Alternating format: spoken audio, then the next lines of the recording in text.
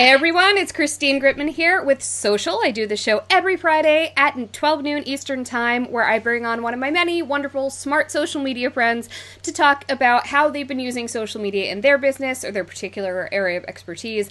And I am so excited to have my wonderful, amazing friend, Dr. Addyson-Zhang, on today to talk about how, a few years ago, she was a professor, and then she started live streaming, and things have just blown up from there. She's leading this educational revolution. She has created her own really mind-blowing sounding immersion program for entrepreneurs. So we are going to talk about how this all stemmed from live streaming, how she was able to build this. So hi, how are you? Hello, my dear. Thank you so much for having me on the show. I'm so excited. I don't know how I haven't had you on yet. This is ridiculous. So we were talking about how we met in I think 2018 social media marketing world. Although we met on Twitter before social media marketing world. We met in real life at social media marketing world. And at the time, I believe you were, not super new to social media, but fairly. So let's talk about, first of all, you were a professor, either at the time or shortly before that time. Let's talk about how you went from being a professor and what you were doing to deciding to start live streaming. My crazy story, right? So yes, I just resigned this year. So I worked in higher education for 10 plus years. Mm-hmm. So about a few years ago. And what was your specialty in higher education? Yeah, so I teach social media, PR, communication, like personal branding, all those classes. So about 4 or 5 years ago, I noticed our students, even though we call them like digital natives, and they didn't really know how to use social media, how to use technology for learning, for networking, for personal branding purposes. Yeah, not being afraid of your phone and having a sense of strategy is a very different set of skills. Don't hire a fresh graduate to do social media marketing. It's going to be a disaster. The intern. Oh my God, yes, exactly. So I noticed that. I was like, wow, but I have been talking about, social media, personal branding in all of my classes. What was the missing link? Why my students were not understanding me? I was like, you know what? The missing link was me, because I was just an academic. I wasn't practicing what I was teaching in the classroom. So I think that was in March 2015. So 4 years ago, I was like, you know what, students, I'm going to use myself as an example to show you guys the power of social media. So my goal at the time was really simple. I just wanted to be a better teacher. So that's kind of the beginning of my story. And then later also I launched my show, which was again to show my students in this day and age, they don't have to come to a physical classroom to learn, right? Therefore my hashtag, classroom without walls, I wanted to show my students that they can learn anywhere they want. And so that's how I started the show. But the interesting thing is, even though I was trying to be a better teacher, that was my only focus. But the more I was active on social media, the more social media was changing my life, my identity. So many things happened to me, especially after I launched my live streaming show. Absolutely. So let's talk about how you launched your live streaming show. So as you said, the impetus came from, I need to practice what I preach. So first of all, why did you choose live streaming instead of just starting a blog or something like that? I did start a blog. and also I think at the time, Snapchat was really, really popular. Mm-hmm. I got addicted to Snapchat. I was Snapchatting every single day, so gain the community. Then I felt like, I want to go to a more public place. So I think at the time, Facebook just launched their live streaming, or shortly after they launched. It was pretty new around that time.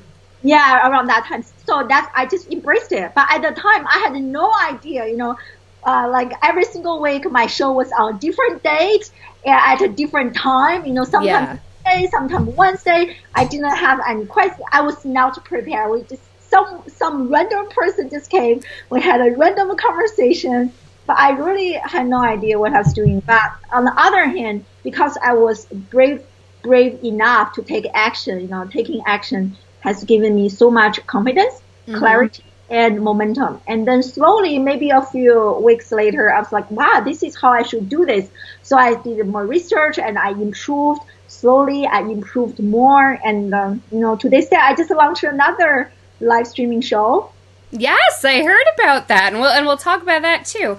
So tell us about how your show began. As you said, it has become a lot more focused, a lot more consistent now. But let's talk about those early days and how you got started to building the show Classroom Without Walls to what it is today. And you have, I believe, 2 other shows too, but we'll get to those. Well, let's start with Classroom Without Walls. So again, like at the time, my goal was trying to be a better teacher. So I was like, you know what? I interviewed people to talk about social media. I also interviewed some educators, how they are using social media in the classroom. And then slowly, as I was running my show, I think I'm a good listener. So I also talked to people in my community. I asked them what they wanted to learn more about.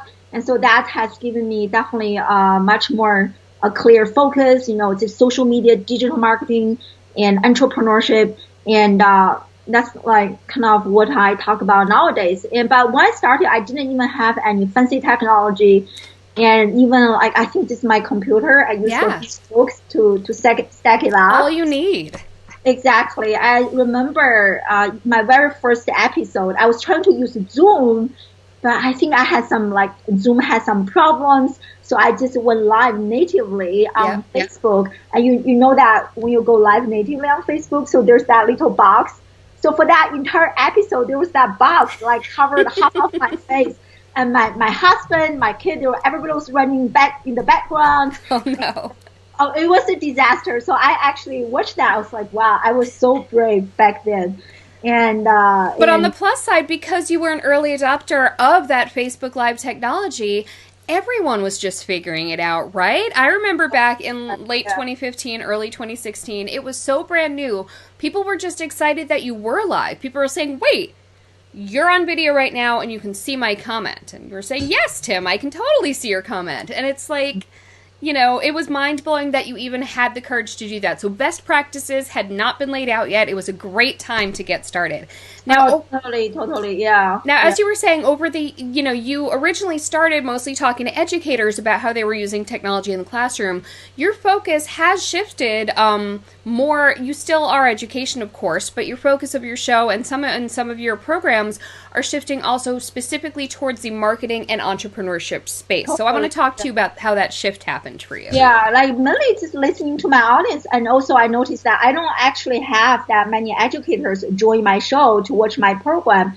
And because you know what, I concluded later, educators, they still prefer the traditional face-to-face learning. They are not on Facebook refreshing their page trying to watch a show. Yeah. So I just cut that off. Now I only talk about social media and digital marketing. And my audience are students, and some of my educator friends share my show with their undergraduate students. So that is good. But mainly people who join me live are small business owners, entrepreneurs like myself, and digital marketers like you.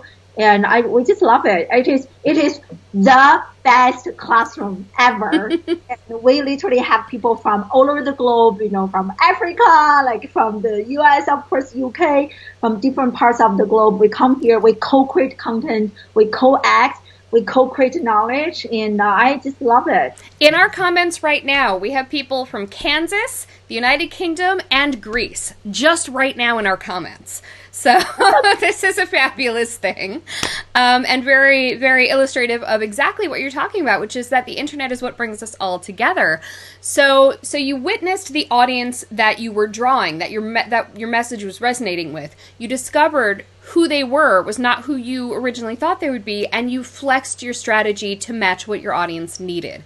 Now, you are still an educator at heart, and your message is still about how we need to change the way we educate and get ourselves out of these walls of thinking and physical walls.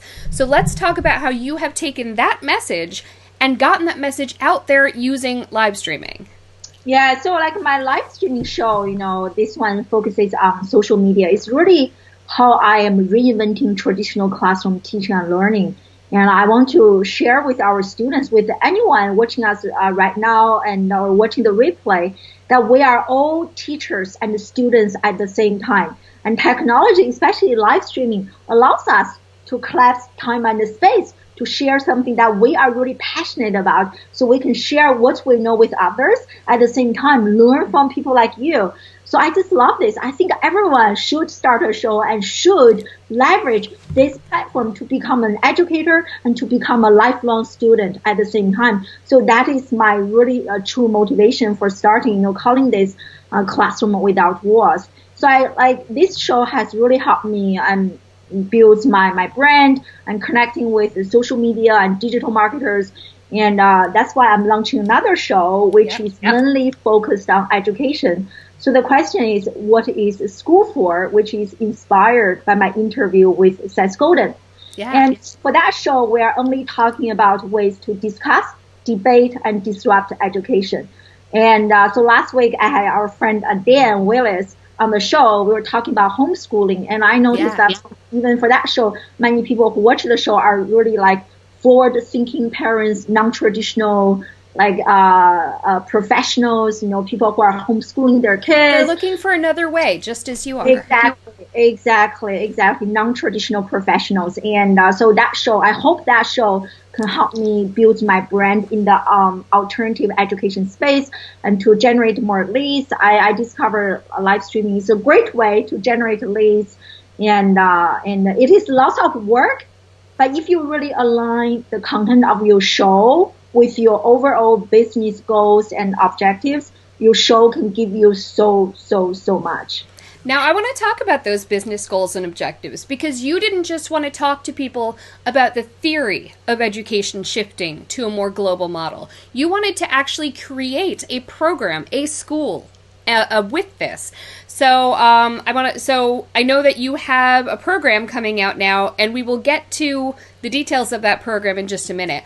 I want to talk to you about how connecting with people via live streaming and building that expertise and that thought leadership and that name recognition has led to some connections for you. So we talked before we went live about some of those incredible connections with Adobe, with Microsoft. Can you tell us a little bit about how some of those came to be? Yeah, totally. Like I remember when I started my social media journey, I was trying to, chase all the shiny objects, influencers, thought leaders. But what my show did to me was that I'm using my show to attract those people to my life, which is totally different. I'm loving this approach a lot more. And those people, they just came to me organically. So for example, one day I went live and I noticed someone from SEMrush was there in the live audience. And then on the following day, this person reached out to me and asked me to host a webinar for them. So it happened just organically, and just like on LinkedIn connections and people. And even now it is so interesting when I go to conferences and people, they don't really remember my name, but they remember my hashtag. Oh, you are the Classroom with. I said, yeah, that's me.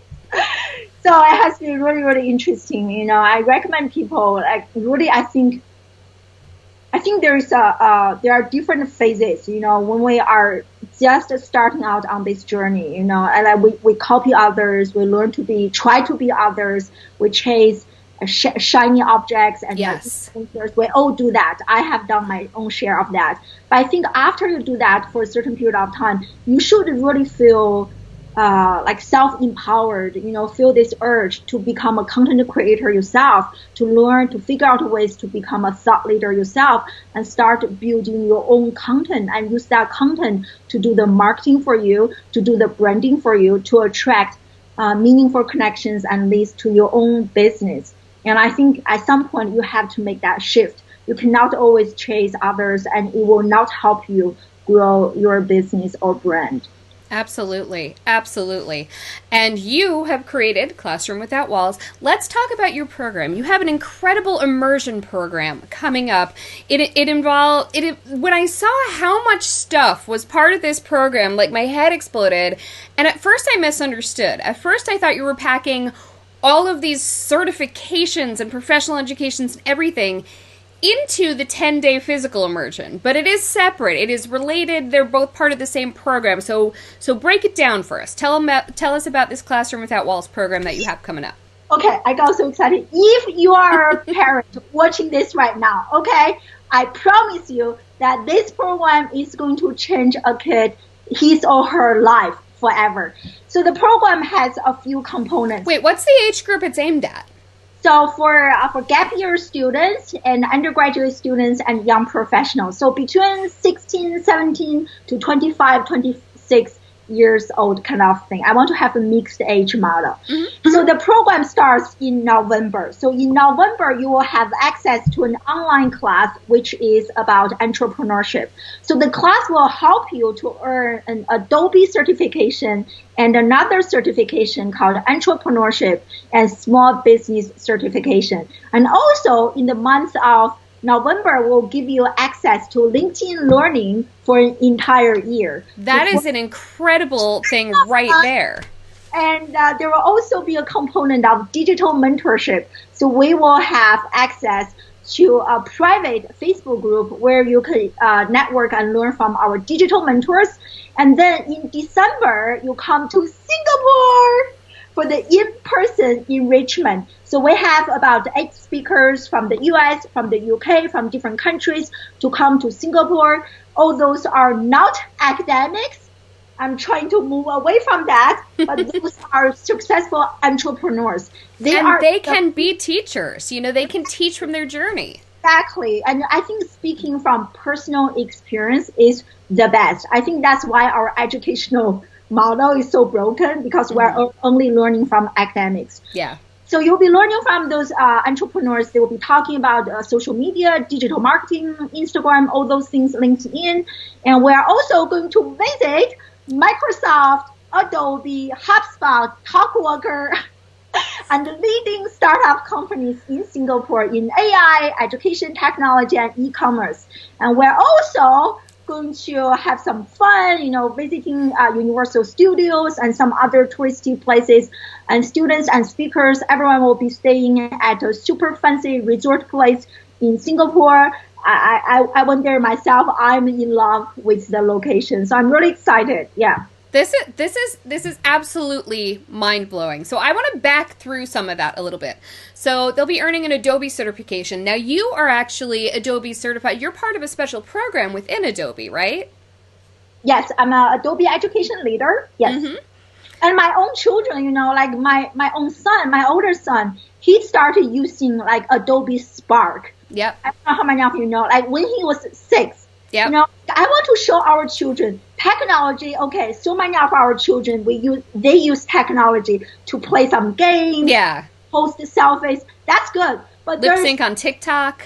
Exactly. But you know this, Christine, but there's so much more that you can do with technology. So I actually showed my older son how to use Canva. So he designs graphic images, not that good, but you know, for me.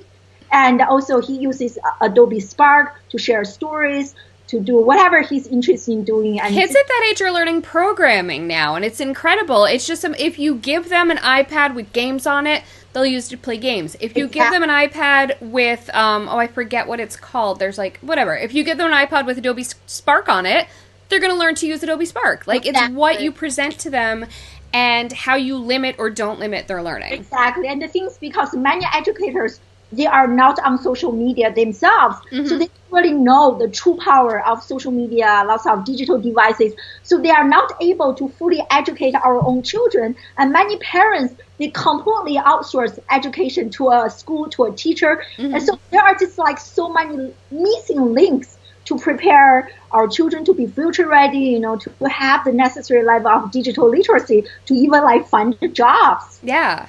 And preparing them to be leaders in digital and not followers. Exactly. Why not always find a job? Why not create a job for yourself, right? So exactly. That. So that is something I try to show my own students. And the program I created is something that this is how I envision to raise my own children, you know. So right now, the theme is on entrepreneurship. But in the future, I want to add different themes in different locations, in different countries, but always online learning, certification, and in-person enrichment to humanize that online learning. I love that, and I love that combination. So my next question is regarding, you mentioned that another certification that they'll be earning in the program is a small business entrepreneurship certification. So talk to me about that certification and what that means. So the pretty much because the theme is entrepreneurship. And so the certifications are selected to give our students, our children a leg up when they are on the job market. So that one prepares students to have the necessary skills and mindset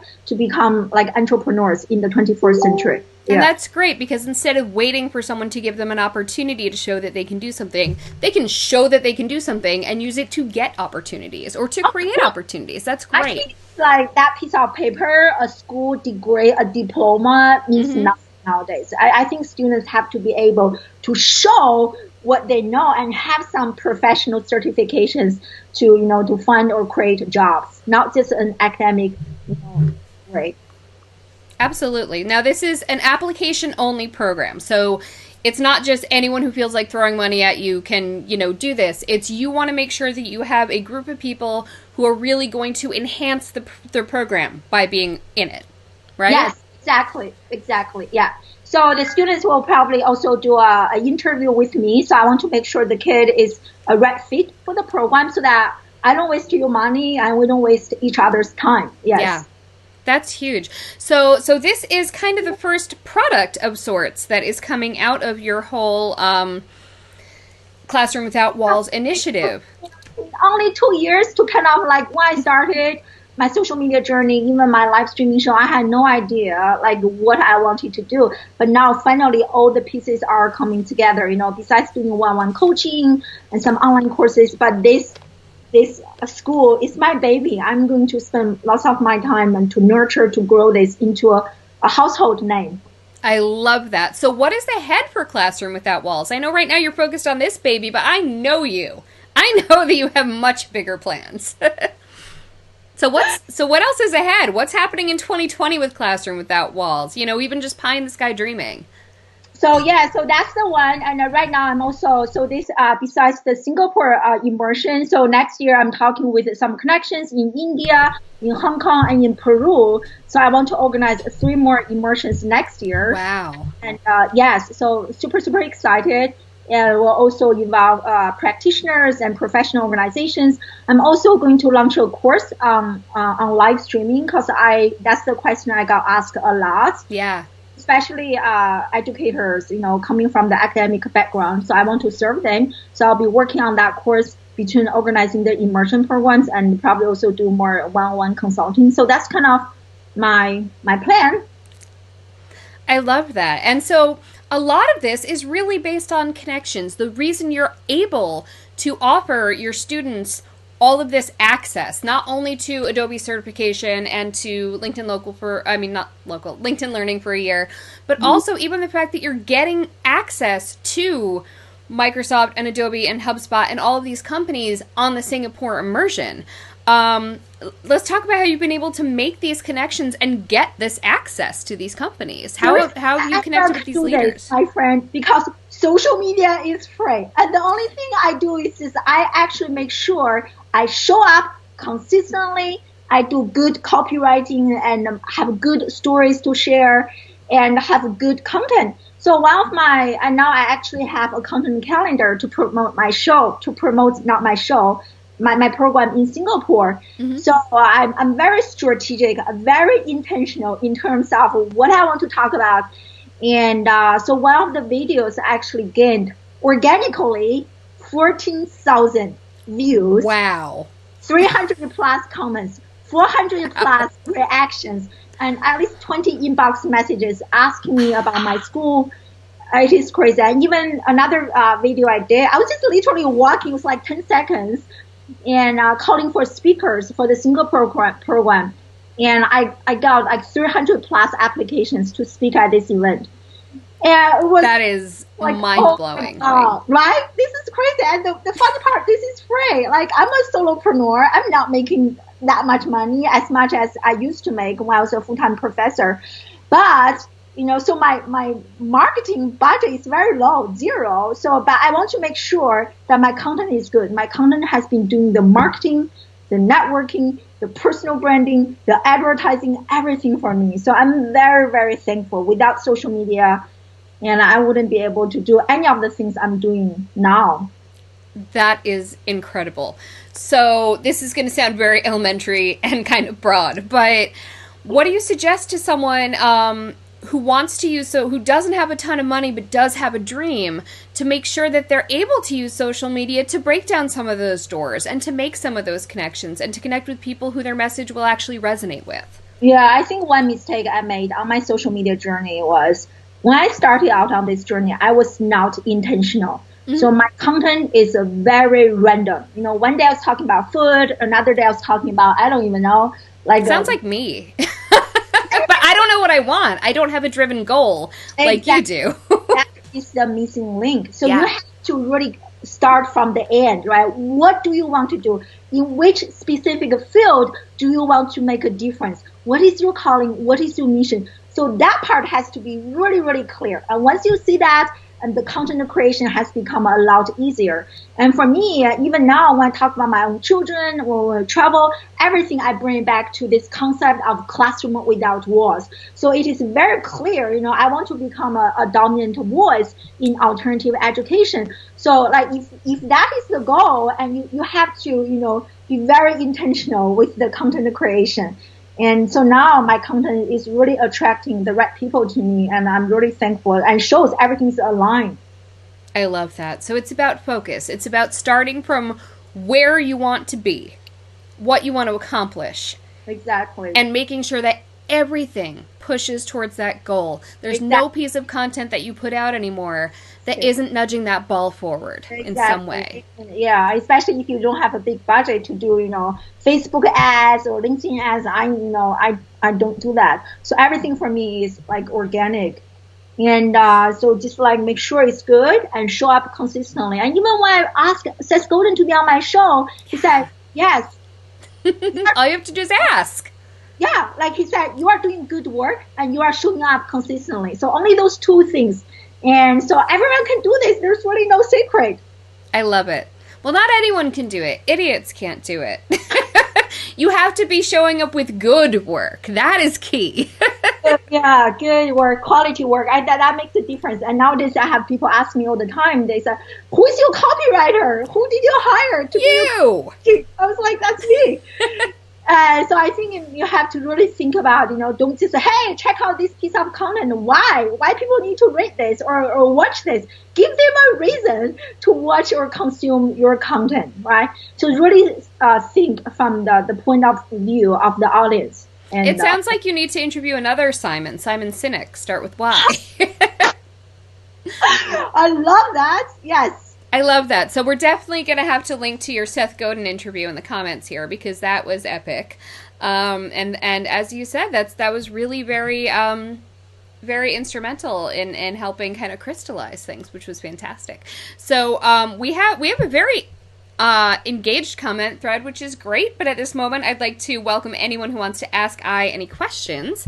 But yeah, we've had Chrissy and Tim and the other Tim and Natasha and George. We got some great peeps here from all over the world, and that reminds me of something awesome that you did a couple of years ago. You tweeted out about how you were fairly new to your social media journey, and within just like a couple years, so much had happened, and you tagged. This was really smart. It was on Twitter, and you tagged a bunch of people who had been a part of your journey. 9 people, I think, yeah. Yeah, it was incredible, because that has turned into what's gotta hold some sort of world record for longest Twitter thread. It has so many branches to it, and it's an unofficial group, the SM Besties. Yeah, social besties. Where are the founding members? Huh? Yeah, and we have people from so many countries, and here's the really truly incredible part to me about that thing that has just sprung from you connecting in a very honest way on Twitter and tagging the right people to take the ball and run with it. So many of the people on that thread wouldn't have known each other and have since met up in real life all over the world at different conferences. I have hung out with SM Besties on 2 continents. You have probably on even more continents than that. Several of them are on this comment thread now, and I just love that so much. Oh, I love it too. Yeah. Yeah. So I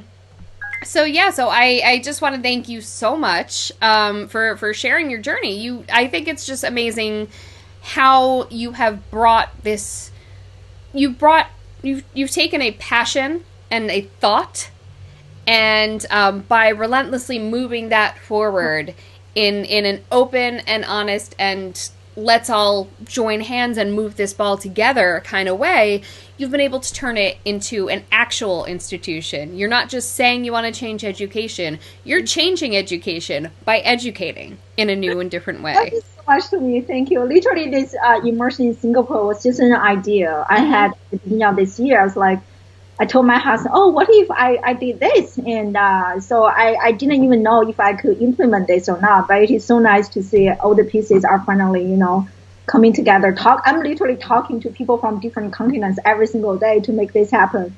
So what's the number one thing that you're changing about education with Classroom Without Walls? I think that really to remind people the best education happens outside the classroom. And I think learning has to involve the heart. And in the classroom, frequently our students go to school, their heart is asleep. And for me, my mission, and that's why I want to have this trip, being in an international location, because when you are in a different country, you are more emotionally alert. I really want to poke our students' hearts, wake up. There's so much more to life. To help them discover their purpose, their calling. Why do they want to go to school? What is the problem that they want to solve? So, and to me, that is very, very important. Yeah. I love that. And instead of those who can't do teach, it's learn from those who do. Mm-hmm. I love it. Fantastic. Well, thank you so much to Dr. Addyson-Zhang for all of this. Everyone check out Classroom Without Walls. We're going to have links in the comments. And thank you so much. And I'll see you soon. Bye. Thank you so much.